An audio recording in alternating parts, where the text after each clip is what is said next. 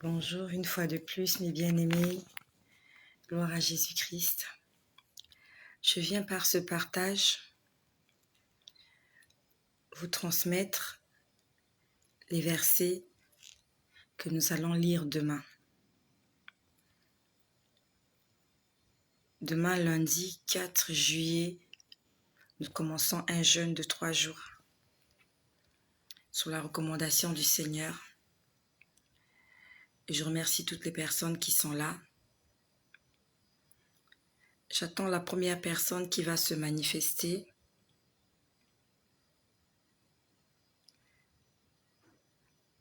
J'attends la première personne qui va se manifester. Nous allons noter les versets bibliques que nous allons lire, exploiter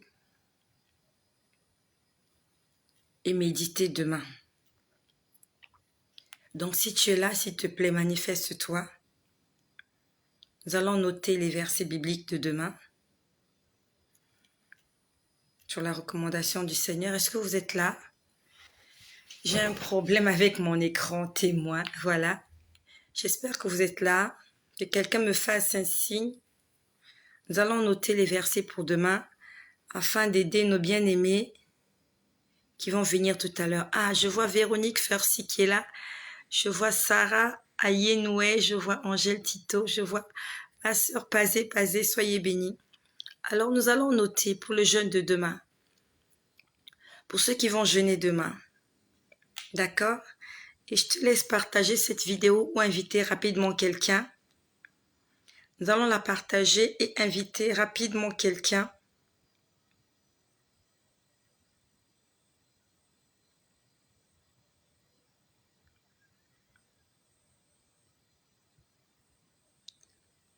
Alors, nous allons noter pour demain.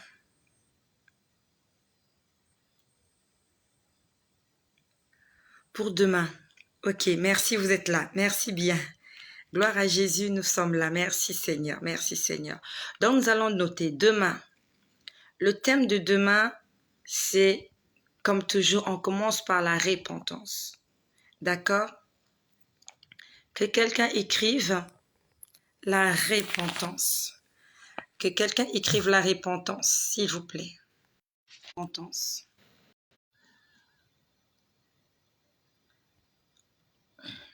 On a un petit problème de connexion, mais c'est pas grave. On va attendre que tout cela puisse se rétablir. On écrit demain. Voilà, merci Charlize. J'ai un problème avec mon écran témoin. Bon, c'est pas grave. Ok. Voilà, lundi 4.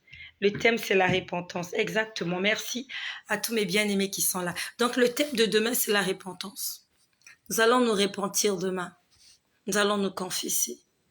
Nous allons demander pardon au Seigneur pour tous nos péchés. On ne peut pas demander à Dieu de nous faire quoi que ce soit sans pourtant d'abord lui demander de nous nettoyer. Nous avons besoin d'être nettoyés. Nous avons besoin d'être lavés. Le Seigneur Jésus-Christ aimerait que nous puissions passer par la repentance. Lorsque nous lisons dans le livre de Matthieu, lorsque le ministère de Jean-Baptiste avait commencé, tu peux le lire dans le livre de Matthieu au chapitre 3. La Bible nous dit que Jean-Baptiste, il prêchait dans le désert. Il disait aux enfants d'Israël, « Repentez-vous, car le royaume des cieux est proche. » Et quand on s'approche à rencontrer le royaume des cieux, c'est Jésus. Lorsque le royaume des cieux est proche, lorsque Jésus n'est pas loin de nous, nous devons d'abord nous repentir. Comme la femme adultère, lorsqu'elle est venue à Jésus, Jésus lui a dit, « Va et ne pêche plus. » Nous allons commencer notre programme par la repentance. Le matin. J'aimerais que tu écrives matin. Ça, c'est pour aider nos bien-aimés qui vont venir après nous parce qu'il y a beaucoup qui sont déjà partis. Je ne sais pas s'ils dorment déjà. Donc, demain, la repentance. Nous allons commencer le matin. Écrit matin, psaume 51. Donc, le matin, on aura le psaume 51 que nous allons lire. Ok? Le psaume 51, voilà. Il est assez long. Donc, on va le lire le matin. J'aimerais que quelqu'un écrive matin, psaume 51. J'attends la première personne. Ça, c'est pour aider nos bien-aimés quand ils vont venir, afin qu'ils puissent lire. Peut-être qu'ils auront des problèmes d'audition. D'accord. Donc, le matin, le psaume 51. OK. Tu vas le lire. Et tu vas en faire un sujet de prière. À midi. À midi, nous allons lire 1 Corinthiens, chapitre 6, versets 9 à 10. Ça, c'est le premier passage de midi. À midi, nous aurons 2 passages. Le premier verset de midi, c'est 1 Corinthiens, chapitre 6, versets 9 à 10. Après que nous ayons lu cela, nous allons lire le psaume 31, versets 1 à 5. J'attends la première personne qui va l'écrire. Dans à midi, s'il te plaît, écris midi. Midi, nous allons lire 1 Corinthiens, chapitre 6, versets 9 à 10 et le psaume 31, versets 1 à 5. Ça, c'est pour midi. J'attends la première personne. Ok, midi 1 Corinthiens 6, versets 9 à 10 et le psaume 31, versets 1 à 5. Merci Angèle Tito. Ok. Et le soir, pour terminer notre journée, le soir, nous allons lire Proverbes, chapitre 28, verset 13 et 2 Chroniques,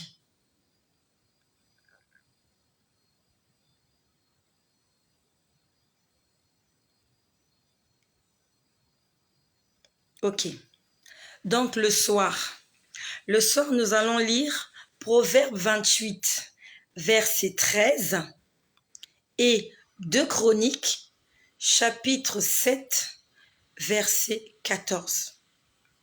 Je répète, pour le soir, nous allons lire le Proverbe 28, verset 13 et nous allons lire 2 Chroniques, le chapitre 7, verset 14. Est-ce qu'il y a quelqu'un qui peut m'aider à écrire cela? Que quelqu'un m'aide à écrire cela. There is somebody who can help me to write it, please. Le soir, nous allons terminer par Proverbe 28, verset 13 et 2 Chroniques, chapitre 7, verset 14. Voilà. Donc ça, ce sont les passages bibliques que nous allons lire demain. Et tu vas en faire des sujets de prière. Pour ceux qui ne savent pas comment faire d'un passage biblique un sujet de prière, je l'ai déjà expliqué, mais n'empêche, je peux toujours vous expliquer. Je prends l'exemple, le psaume 51. Je n'ai pas ma Bible avec moi, mais je vais essayer de te dire comment tu vas en faire un sujet de prière. Dans le psaume 51, il est dit « Ô Dieu, aie pitié de moi dans ta bonté ». Tu prends cette petite phrase et tu en fais un sujet de prière. Tu dis « Seigneur, aie pitié de moi. Seigneur, pardonne mes péchés. Aie pitié de moi pour ce que j'ai fait. Aie pitié de moi pour ce que je suis. » Et après, tu dis, il t'écrit « Aie pitié de moi dans ta bonté ». Après, tu peux dire « Seigneur, merci pour tes bontés ». Donc, tu utilises chaque mot, chaque phrase, chaque adjectif qualificatif. Tu en fais de cela une prière. Dis Seigneur, merci pour tes bontés. Merci Seigneur, tu es si bon pour moi. Malgré les difficultés, malgré les blocages, malgré les obstacles, Seigneur, tu continues de prendre soin de moi. Tu continues de veiller sur moi, Seigneur. Tous les matins, tu me réveilles. Seigneur, merci. Aie pitié de moi dans ta bonté, selon ta grande miséricorde. Lave-moi complètement de mes iniquités. Et tu en fais un sujet de prière. Tu dis, Seigneur, lave-moi. Purifie-moi, afin que je sois pur. Seigneur Jésus-Christ, fais de moi un instrument pour ta gloire. Seigneur, je veux te plaire. Seigneur, je veux te servir. Seigneur, je veux t'obéir. Seigneur, je veux vivre pour toi. Tu en fais de cela un sujet de prière. C'est pas la peine de lire la Bible sans prier. c'est pas la peine de lire la Bible sans la méditer. La Bible nous dit dans le livre de Josué, au chapitre 1, au verset 8, que ce livre de la loi ne s'éloigne point de ta bouche. Médite-le jour et nuit. La Bible nous parle de méditer. Méditer, ça veut dire tu as lu et tu essayes de comprendre qu'est-ce que Dieu veut te dire. Tu essayes de prendre quelque chose qui est bien pour toi. C'est ça la méditation. Donc les versets que nous allons lire, ce n'est pas pour orner le décor. Ce n'est pas pour embellir notre jeûne, mais c'est pour venir apporter quelque chose en plus dans notre vie. Pour nous apprendre aussi à prier. Parce qu'il y a des gens, quand ils prient, ils sont en manque de mots. Ils ne savent pas quoi dire. Donc par cette expérience, par ce jeûne, on va apprendre à prier. Tu sauras ce que tu peux utiliser comme mot dans tes prières. Dans le pardon, dans la bonté de Dieu, dans ce qu'il fait, dans ce qu'il ne doit pas faire. Parce qu'il y a des gens qui disent, quand je prie, après je n'ai plus rien à dire. Mais tu n'as plus rien à dire parce que tu ne lis pas assez la Bible. Si tu lis la Bible, tu comprendras qu'il y a beaucoup de sujets de prière dans la Bible. Il y a beaucoup d'histoires qui peuvent nous servir de témoignages et d'édification. Merci pour toutes les 19 personnes qui sont là. Je te remercie de partager cette vidéo, s'il te plaît. Et avant de couper cette vidéo, nous allons prier. Tout à l'heure, on n'a pas pu terminer la prière. J'aimerais prier pour toi. J'aimerais prier pour que le Seigneur te fasse du bien. J'aimerais prier pour que le consolateur vienne dans ta vie, qui te rende plus fort. J'aimerais prier pour que tu puisses vivre cette expérience extraordinaire que je vis avec Jésus. J'aimerais que le Seigneur fasse de toi ce qu'il a fait pour moi. Continuer à me permettre de le servir. Continuer à me permettre d'être moi-même, d'être souriante, malgré les épreuves, malgré les difficultés. J'aimerais te dire, avec Jésus, aucune circonstance ne peut rester constante. J'aimerais que tu l'écrives. Non seulement tu vas l'écrire, mais tu vas essayer de comprendre ce que cela signifie. S'il te plaît, écris-le. Avec Jésus, aucune circonstance. Voilà, je t'attends. Écris cela, s'il te plaît. Cela va t'aider. Cela va te faire du bien. Avec Jésus. Merci, nous sommes déjà 48. Gloire à Jésus-Christ. Merci d'avoir partagé. Pour toutes les personnes qui viennent de se joindre à nous, on vient de donner le programme de jeûne de demain et je t'exhorte fortement à venir participer à ce jeûne-là, s'il te plaît. J'aimerais que tu écrives. Avec Jésus, aucune circonstance dans ma vie ne restera constante. I repeat, one more time. Écris cela. Avec Jésus, dans ma vie, aucune circonstance ne restera constante. Est-ce qu'il y a quelqu'un qui peut écrire cela? J'attends la première personne. Écris cela. C'est quelque chose de prophétique.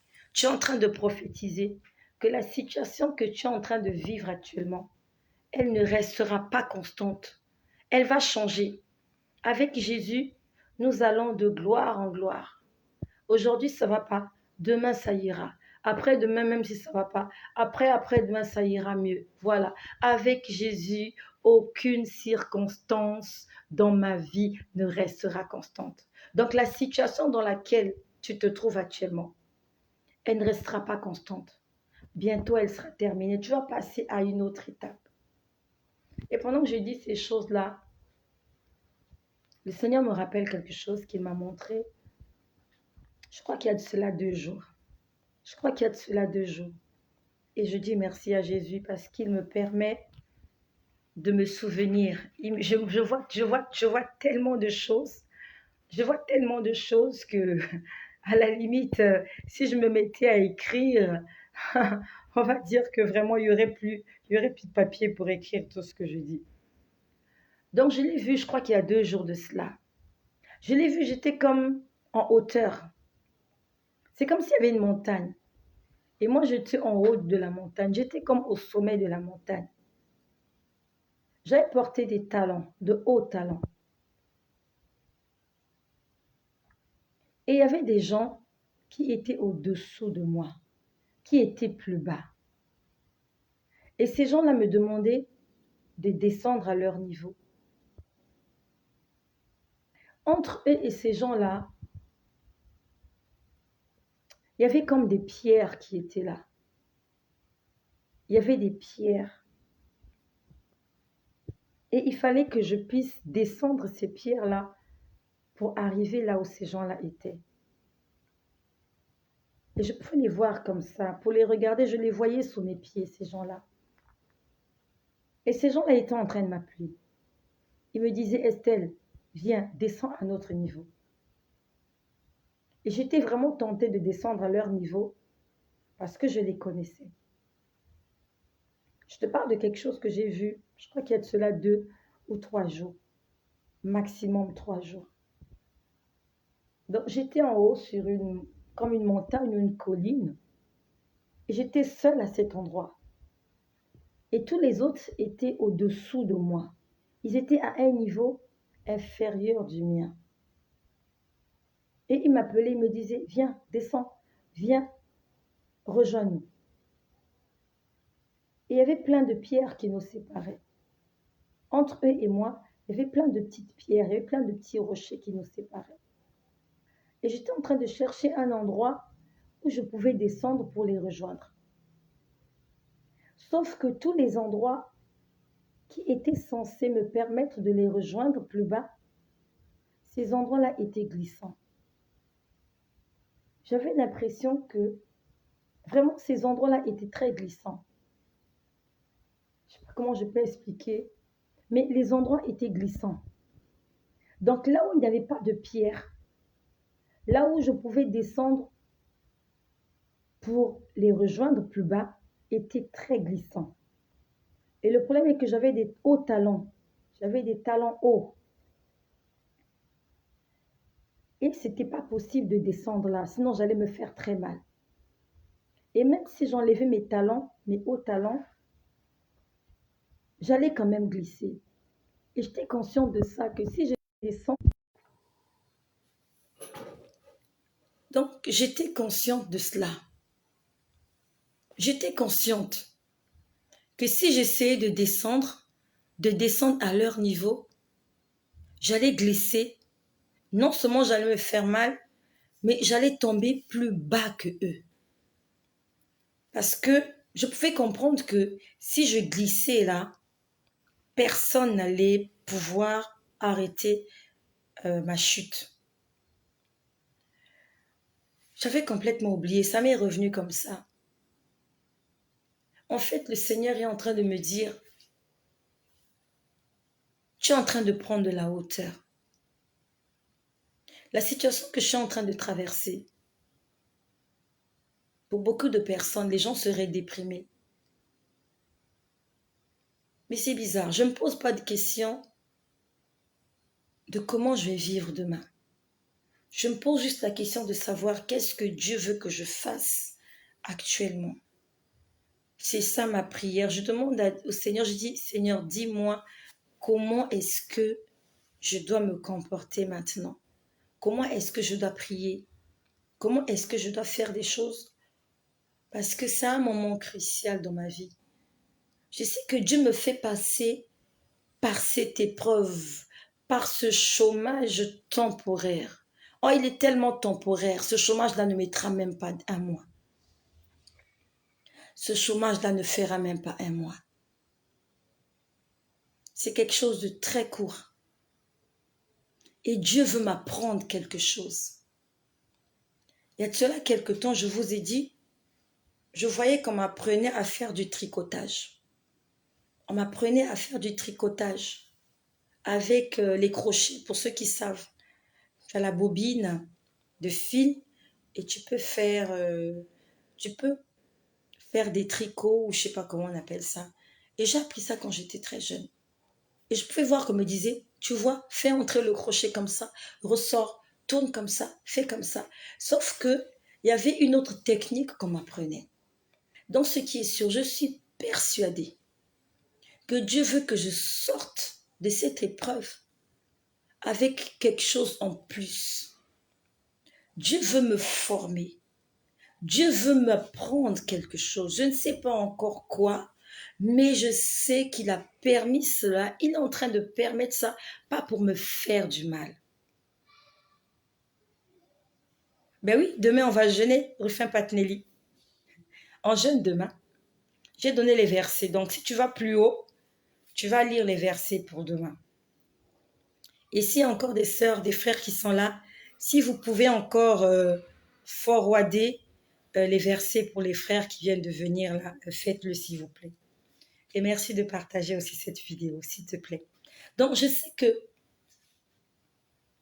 en fait, je ne suis pas faible. Je ne suis pas si faible que ça. Je ne suis pas faible. Je suis très forte. Dieu m'a rendue forte. Je suis une femme forte. Dieu m'a rendue très forte. Et alors que plusieurs sont en train de se moquer de moi, dans le plan spirituel, ils sont inférieurs à moi. Dans le plan divin, ils sont inférieurs à moi. Aujourd'hui, ma situation réjouit beaucoup de gens. Beaucoup de gens se moquent de moi. Mais le Seigneur sait confondre les langues vulgaires. Le Seigneur sait les confondre. Il va les confondre. Parce que je me suis vue en hauteur. Il y a des gens qui voulaient que je descende à leur niveau. Mais je ne pouvais pas parce que je voyais que je n'étais pas appelée à descendre.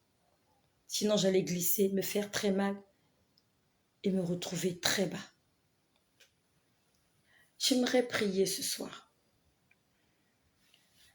La Bible nous dit, faites connaître vos besoins à Dieu par des prières, des supplications et des actions de grâce. J'aimerais prier pour toi. Je vais prier pour toi ce soir parce que Dieu m'a rendue forte. Et la force que Dieu a mis en moi me permet ce soir de prier pour toi. Lorsque tu n'es pas fort, tu ne peux pas prier pour quelqu'un. Quand tu es faible, tu ne peux pas prier pour quelqu'un qui est faible. C'est comme si vous êtes tous les deux tombés dans un fossé. Vous êtes tous les deux dans un trou, dans une fosse, en prison. Personne ne peut venir à l'aide de qui que ce soit. Il n'y a que celui qui sortira de la prison ou de l'auberge qui peut aider l'autre à se retrouver à l'extérieur. Si vous êtes deux, vous vivez les mêmes situations, vous ne pouvez pas vous consoler. Il faut quelqu'un de plus fort que vous. Et raison pour laquelle Dieu me demande et Dieu me permet d'être forte dans cette épreuve. Je n'aurai plus d'assurance maladie. Donc ça veut dire qu'aujourd'hui, si j'ai un enfant qui a des problèmes de soins dentaires, ça sera compliqué pour moi. Mais je sais que mon Dieu pourvoira. Jésus-Christ pourvoira. Lorsque Dieu a créé le ciel et la terre, lorsque Dieu a créé le monde, l'univers, il a créé le soleil, les arbres et tout ce que nous connaissons. La dernière des choses qu'il a créées, c'est l'être humain. Dieu a déjà préparé. Dieu a déjà tout préparé pour moi, afin que je ne souffre pas. Toutes les choses sont déjà là, même si je ne les vois pas. Et Dieu me dit, domine sur elle et assujettis-les. Et je vais dominer, je vais assujettir, je vais régner. Alors qu'Adam se croyait seul autour de plusieurs animaux, Dieu dans son plan, il avait déjà prévu créer la femme. Adam était là, il se promenait pendant des années, on ne sait pas exactement pendant combien de temps Adam était là seul dans le jardin. Mais Dieu était déjà en train de penser à Ève. Il se disait, je vais lui créer une aide semblable. Je vais le faire. Et Dieu l'a fait. Adam n'avait aucune idée que ce jour-là, quand il partait dormir, lorsqu'il était frappé par ce sommeil profond, que c'est Dieu qui l'avait provoqué. Peut-être qu'il est resté dormir, peut-être qu'il a dormi 1 semaine, j'en sais rien. Est-ce qu'il a dormi 2 heures? Est-ce qu'il a dormi 2 semaines? Mais ce qui est sûr, c'est qu'on dit que c'était un sommeil profond. Donc, c'est-à-dire que c'était le coma. Adam avait perdu connaissance. Il était dans le coma. Adam était dans le coma. Dieu l'a plongé dans un coma. Un coma. Et peut-être c'était un coma de 1 mois, j'en sais rien du tout. Parce que la Bible ne nous donne pas de précision à ce sujet. La Bible nous dit que un jour pour Dieu, c'est comme 1000 ans et 1000 ans, c'est comme un jour. Peut-être que Adam a dormi 1000 ans, j'en sais rien du tout. Et pour lui, c'est passé comme un jour. Mais ce qui est sûr, c'est que Adam a dormi. Et quand Adam a dormi, son activité était en stand-by.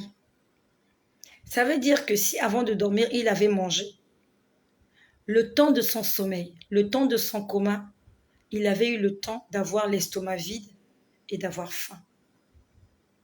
Peut-être que ça avait fait 1 semaine, peut-être que ça avait fait 1 mois, ou même 1 an, ou même 1 siècle. Mais ce qui est sûr, c'est que dans ce coma profond de Adam, où toute activité physique, où tout métabolisme est au ralenti, lorsque les choses sont au ralenti dans ta vie, c'est à ce moment-là que Dieu est en train de travailler. Dieu est en train de créer une Ève. Dieu est en train de créer quelque chose qui va t'aider à aller de l'avant. Parce que lorsque Dieu crée Ève, il a dit, je vais lui créer une aide. Dieu va t'apporter de l'aide. Dieu va m'apporter de l'aide. Dans cette atmosphère que je suis en train de vivre là, c'est comme un sommeil. C'est comme un coma. Les choses sont bloquées. Je n'aurai peut-être pas de virement dans mon compte à la fin de ce mois. Mais pendant que les choses sont bloquées, les choses sont en stand-by, pendant que mon compte bancaire sera dans le coma, Dieu est en train de préparer quelque chose d'extraordinaire. Et quand je sortirai de ce coma, oh, je dirai enfin, voici ce que Dieu me préparait.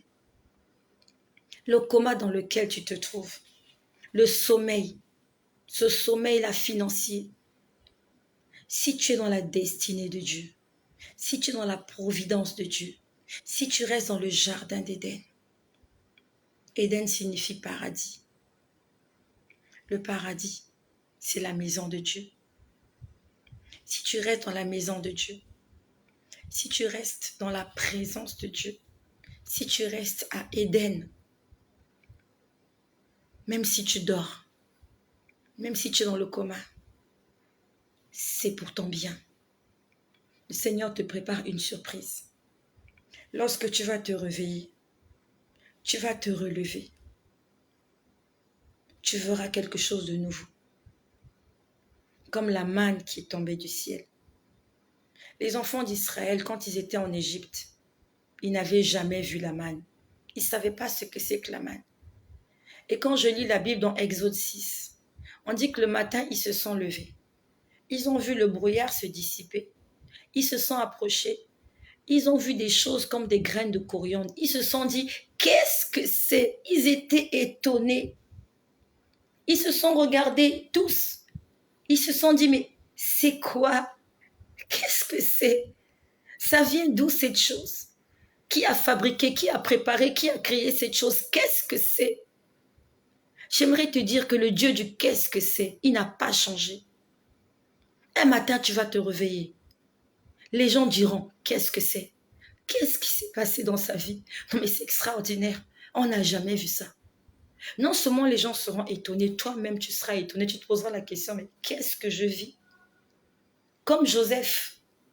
Un matin, on vient le sortir de la prison. Je suis sûre qu'on l'a sorti de la prison très tôt le matin. Peut-être qu'il était 5 heures du matin. On est venu le sortir en catastrophe. Il s'est posé la question, mais qu'est-ce que c'est? Qu'est-ce qui se passe? On lui dit, le pharaon a besoin de toi. Comment le pharaon peut avoir besoin de moi? Oh, le Dieu du qu'est-ce que c'est? Il va t'étonner. De la même façon que les enfants d'Israël ont été étonnés de voir la manne.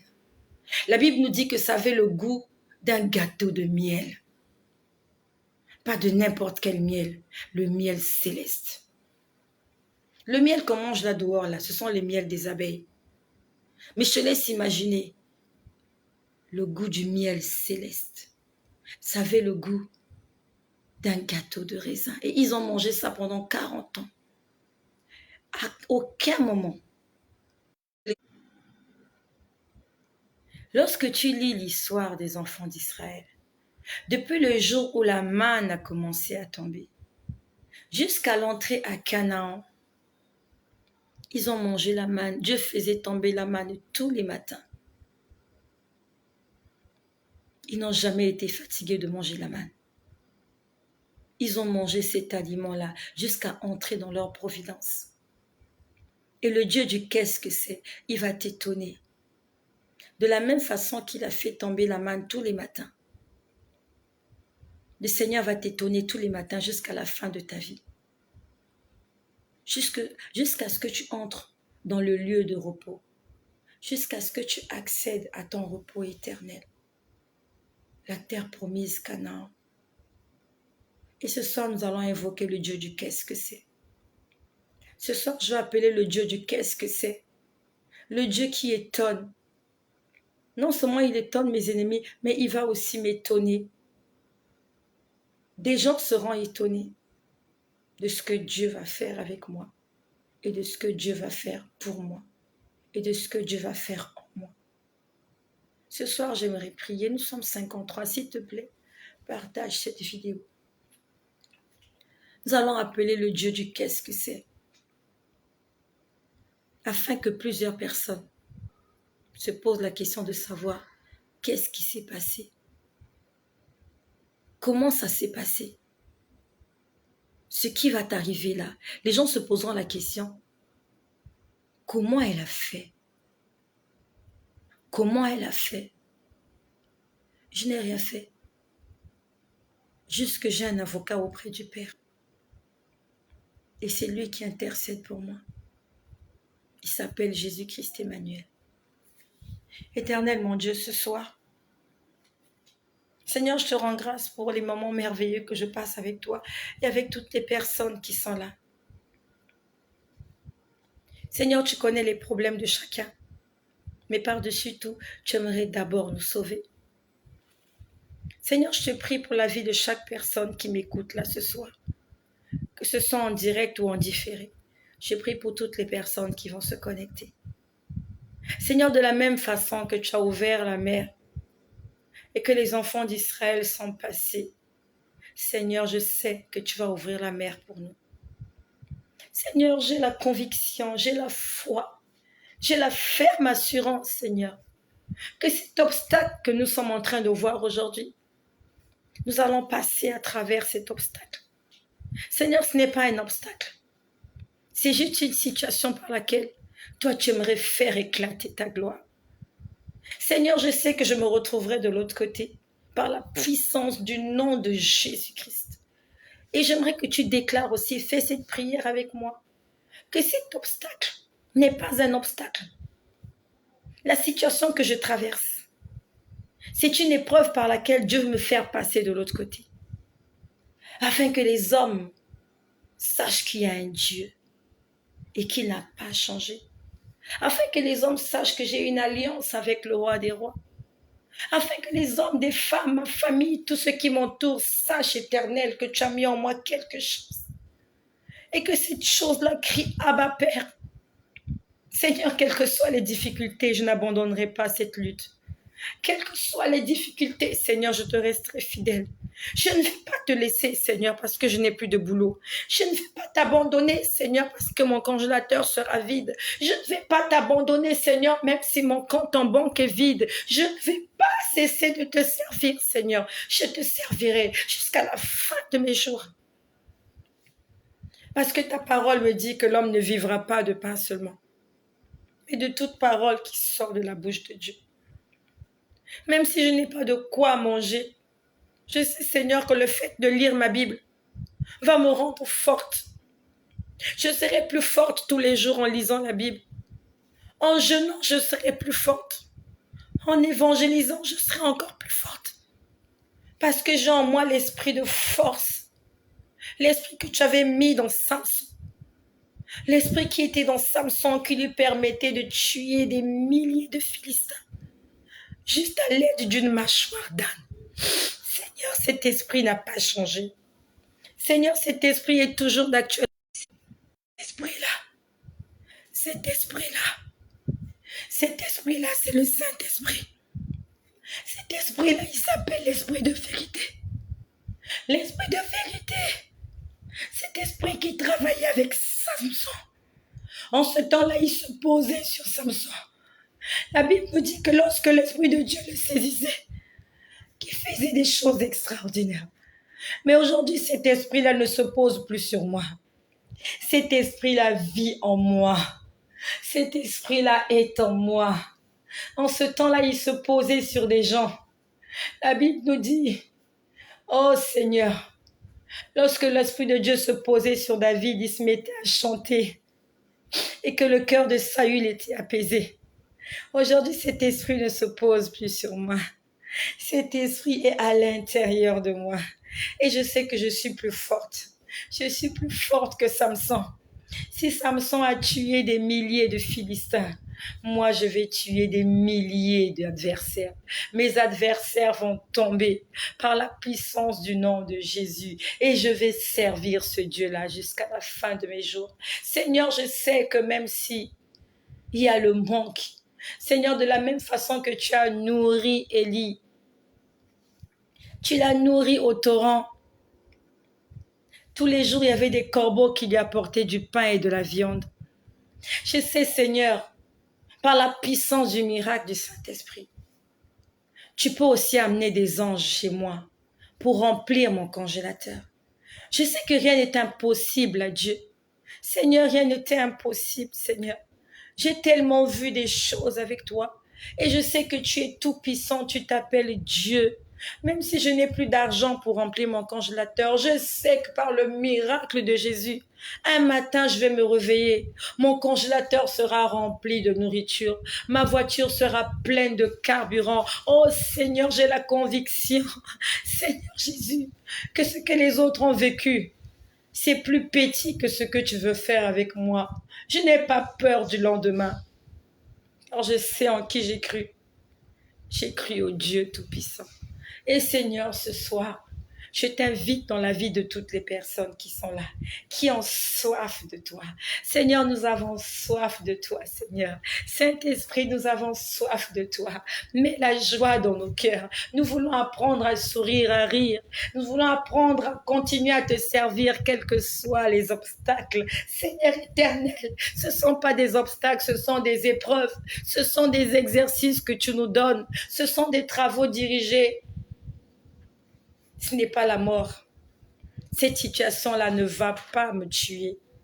Cette situation-là ne restera pas constante. Elle est là juste pour un moment. Seigneur, alors que tu frappais les enfants d'Égypte de la mort, les enfants d'Israël étaient toujours à l'abri. Comme il est écrit dans le psaume 91, celui qui demeure sous l'abri du Très-Haut repose à l'ombre du Tout-Puissant. Je suis venue déclarer ce soir que je repose à l'ombre du Tout-Puissant et qu'aucun malheur ne m'arrivera. Aucun fléau n'approchera de ma tente. Car tu ordonneras à tes anges de me garder dans toutes mes voies. Ils me porteront sur les mains de peur que mon pied ne heurte contre une pierre. Seigneur, je déclare que je marcherai sur le lion et sur l'aspic. Je foulerai le lionceau et le dragon. Seigneur, aucun esprit impur ne pourra prendre le dessus sur ma vie.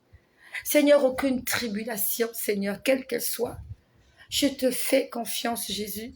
Je te fais confiance, Seigneur, j'ai la foi.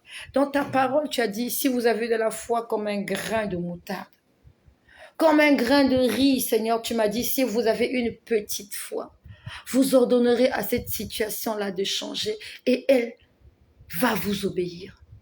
Seigneur, aujourd'hui, par la foi que tu m'as donnée, par cette petite foi que tu m'as donnée, j'ordonne à cette montagne de se déplacer. dans la vie de mon frère qui m'écoute, dans la vie de ma sœur qui m'écoute, dans la vie de leur famille, dans leurs entreprises, dans leur santé, dans leur vie professionnelle, dans leur vie familiale, dans leur vie conjugale, dans leur ministère. J'ordonne au nom de Jésus que cette montagne se déplace afin que tu continues ton chemin. Au nom puissant de Jésus. Quelles que soient les tribulations que tu es en train de vivre, quel que soit le mal que tu ressens, ce soir, au nom de Jésus, je viens prophétiser que demain à ton réveil, tu te sentiras très bien. Ce mal que tu ressens ce soir, demain, tu ne le sentiras plus jamais. Cette maladie-là qui te tourmente, ces Égyptiens que tu es en train de voir et qui te font peur, qui te font de la peine, je déclare ce soir que demain tu ne les verras plus. Par la puissance du nom de Jésus, au nom de Jésus, je déclare que cela sera ainsi pour toi, par la foi que Dieu m'a donnée. La Bible me dit qu'un soir, les disciples étaient repartis pêcher, et toute la nuit ils avaient pêché sans rien avoir. Le matin, ils ont vu un homme qui leur a dit « Jetez le filet à droite. Jetez le filet. » Et ce soir, je jette le filet là où Dieu me demande de jeter le filet. Je le jette. Et je sais que la bénédiction est en route.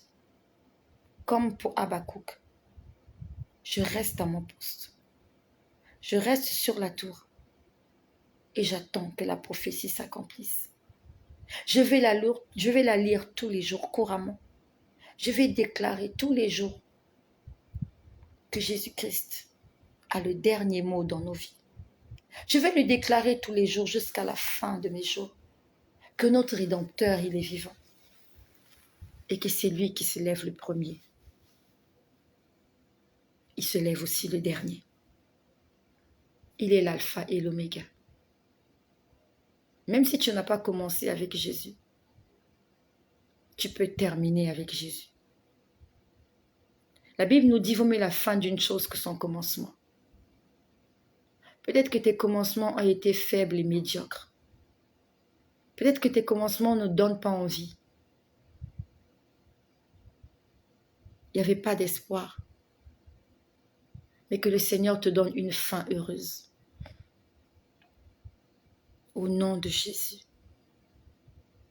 Faisons-lui confiance. Faisons confiance à Jésus. Ce qu'il a fait aux autres, ce qu'il a fait pour les autres, il peut le faire pour nous et il va le faire pour nous. Ce qu'il a fait pour Joseph, Dieu va le faire pour moi. Je suis sûre que je suis une grande femme. Même si aujourd'hui les gens me négligent, un jour, les gens me regarderont et ils se poseront la question, qu'est-ce que c'est? Qu'est-ce qui s'est passé? Qu'est-ce qu'elle a touché? Elle est partie où? À Dubaï ou elle est partie en Inde? Je ne suis pas allée à Dubaï. Je ne suis pas allée en Inde. Je demeure sous l'abri du Très-Haut. Et c'est là que je trouve mon repos. Et le sourire sur mes lèvres. Que le Seigneur te fortifie comme il me fortifie. En temps normal, demain, je serai allée à mon travail. Mais demain, je ne vais pas travailler. Le matin, je vais aller à l'église. Nous avons des cours demain matin. Je vais aller à l'église. Je vais profiter de tout ce temps libre que Dieu me donne afin de passer à un niveau supérieur. Tout ce que je ne pouvais pas faire pendant que je travaillais, tout ce que je ne pouvais pas faire pour Dieu, je vais le faire maintenant. Utilise ton temps pour Dieu. Ne t'apitoie pas sur ton sort. Maintenant que tu as du temps pour faire des choses, fais-le. Touche le cœur de Dieu. Marque le cœur de Dieu. Que lorsqu'il te regarde, qu'il se lève comme il s'est levé pour être. Jésus-Christ est Seigneur, il n'a pas changé. Et je vais toucher le cœur de Dieu. Je veux toucher le cœur de Dieu. Je suis officieusement au chômage. Mais samedi,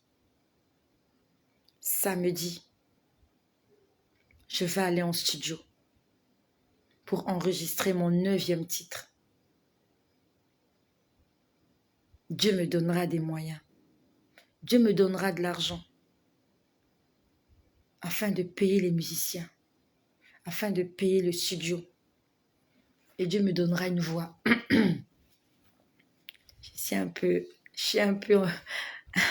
J'ai une voix un peu enrouée, mais je sais que samedi, le Seigneur me donnera une belle voix, une voix d'ange, afin que je puisse bien chanter en studio. N'arrête pas de servir le Seigneur, surtout si c'est un engagement que tu as pris. La Bible nous dit que si tu as fait un vœu, ne tarde pas de l'accomplir. Le Seigneur me donnera des moyens.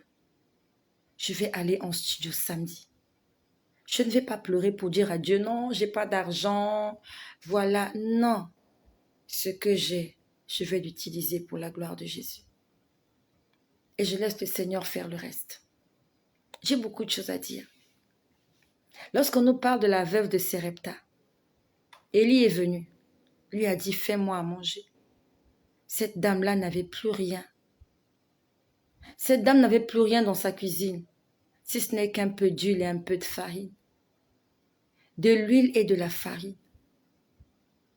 Elle a fait un gâteau. Elle a utilisé tout ce qui lui restait pour obéir à la voix de Dieu.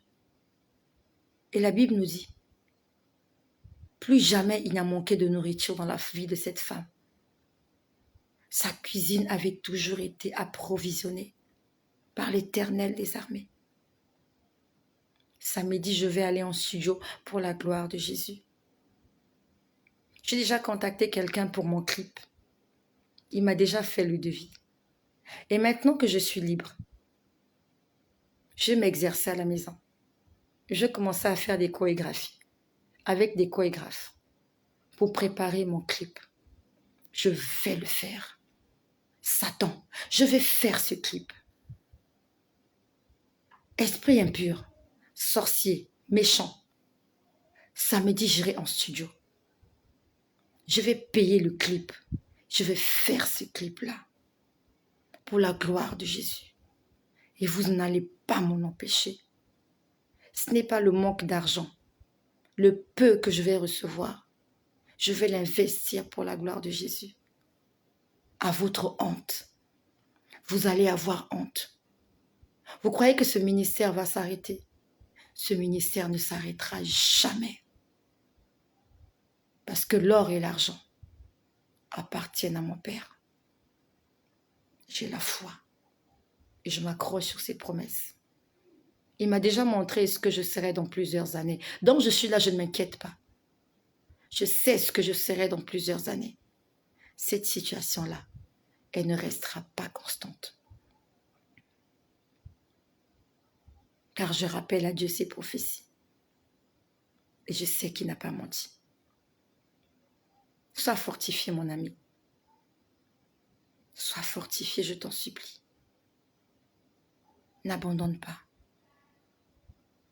Ne maudis pas Dieu. Ne cesse pas de prier.